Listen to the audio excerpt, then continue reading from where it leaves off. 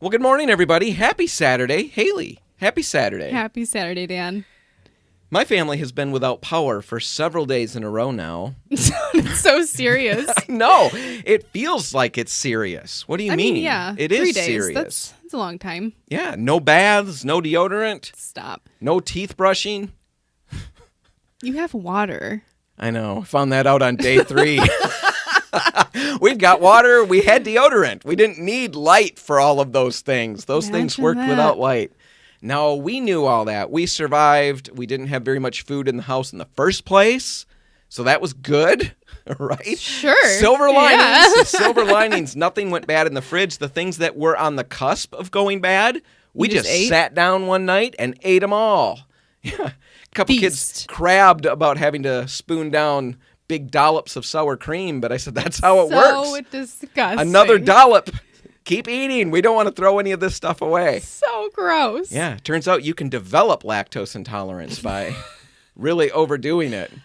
Drinking coffee Is creamer that what happened to straight. you? Yeah, and then eating sour cream Maybe that's straight. why you're lactose intolerant now. I don't know. It really can mess with you. But we survived. That's the important thing. And I did learn a very important lesson, and it's about a lot of things. But one of the lessons that I learned, it wasn't a singular lesson, Haley. Okay, it was you learned a week lot. of lessons. Yeah. Yes. But one of them, my favorite lesson, is get candles in your home that are unscented. Yeah.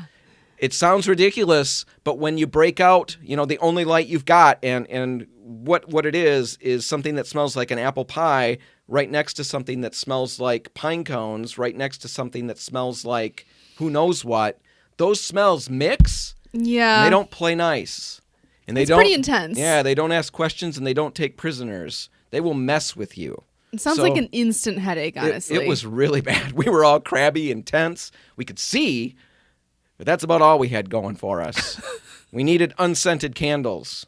Get unscented candles. Keep the smelly ones for whatever you need them for, but at least have some backup unscented Smelly ones. ones. Right? Yeah. I think that's good advice. It is good advice. You're going to thank me when this happens to you later. I probably won't. Okay. Well, anyway.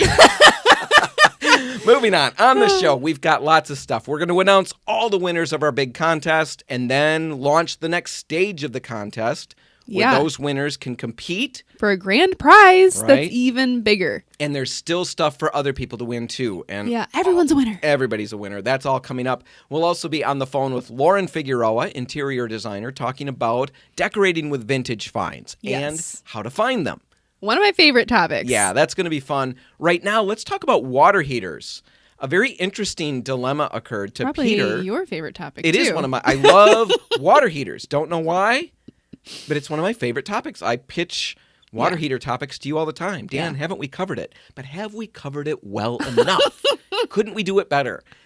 Don't know what my fascination is, but I stumbled into a new one, something that I didn't know, and I want to share it with everybody because chances are you don't know it either, and you No. probably have this on your water heater in your homes right now. So Peter Ogle from Repcolite, he's been on the show. He runs our online chat. He works at Lakewood sometimes. Yep. Yeah. So he calls us the other day. He's working on his basement. He's ground the concrete down so he can put a new coating on the floor. He had carpet down there or something, had to get all the glue off. Right. And then so he used our on-floor machine.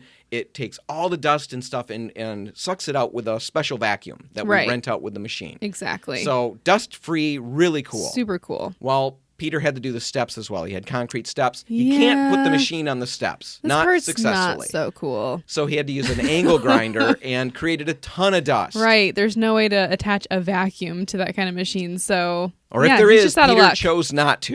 And so he filled his whole house up with dust. That's important. All right. So once he gets that all cleaned up, he puts this epoxy on the floor. Two-part epoxy, really high-end coating, and it really has a lot of benefits, but one of the negatives is the It's stink. really smelly. A lot of fumes. Yeah. And so he also fills his house up with that.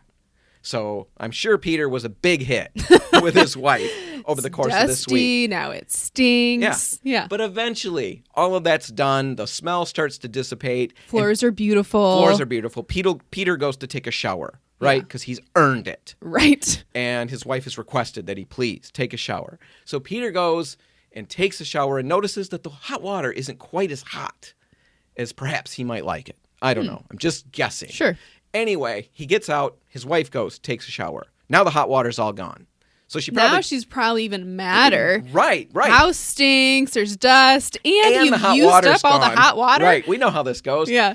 Anyway, it turns out it's not Peter's fault. The hot water heater, which is brand new, it's a gas power or water heater. Mm-hmm. It's been, I think he said it's a 2-year-old unit. Oh, wow, yeah. And it's not working anymore. So he starts troubleshooting.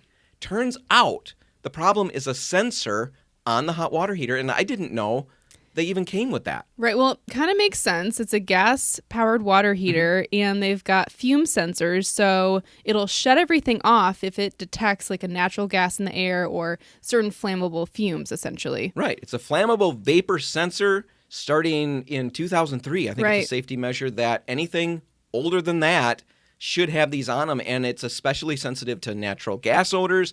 It'll react to mineral spirits and other paint fumes, gasoline, opened engine oil cans. But also dust. Also dust can trigger it, things like that. So just cleaning up a dusty, like a shop type basement setting, lots of sawdust potentially could trigger this sensor. And what it does is it shuts down the water heater and it turns off the pilot light. And the problem is it's not just as easy as turning the pilot light back on. Right. You actually have to reset the sensor. Right. And it's like mission impossible. You've got like a certain amount of time to like do a number of actions in sequence.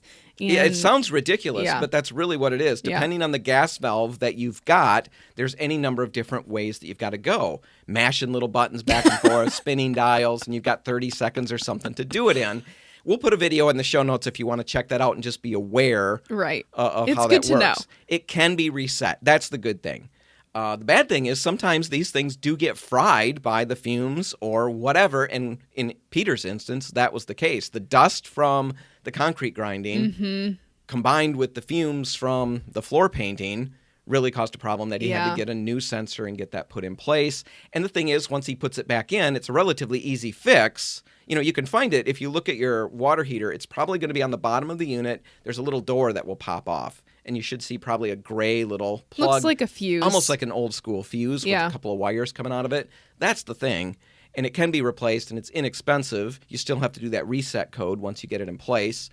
But like with Peter's instance, it was completely fried, so he has to put a new one in. The problem is, when can he put it in? He's got to make sure the fumes are out of the air and all of that. And anyway, long story short, Peter was out of hot water. We wanted to make you aware of it. And as we dug into it, because we didn't know about these things, we found a few interesting things that if you're storing paint by your hot water heater, just in boxes or on the shelf, fumes from the paint could trigger this. So move the paint away. Engine oil, if you happen to have any of that in the basement for some reason. A cat litter box. A cat litter box even could potentially trigger this. I wouldn't have thought of that, but the dust probably from the litter and then maybe the ammonia. I don't know. I don't know either. But if you are doing work in the home, like you're refinishing hardwood floors, doing painting, stuff like that with oil-based products, be aware, shut the hot water heater off. Right. One other thing to consider is if you're going to be doing a basement floor like Peter, you could go the epoxy route, crazy high-end, probably not really ideal in an interior setting. Go to a water-based paint. Benjamin Moore has floor and patio. That'll work great down there, hold up really well. Replicate has water-based floor products as well, so there's definitely less stinky options now. Definitely less stinky options. Something to check out. FV sensors, flammable vapor sensors on your water heater. Just wanted to make you aware. Now you know more than other people know. Now, we're going to take a break. When we're back, we'll be in the studio talking to Lauren Figueroa about decorating with vintage finds. furniture. Yeah. That's all just ahead. Stay tuned.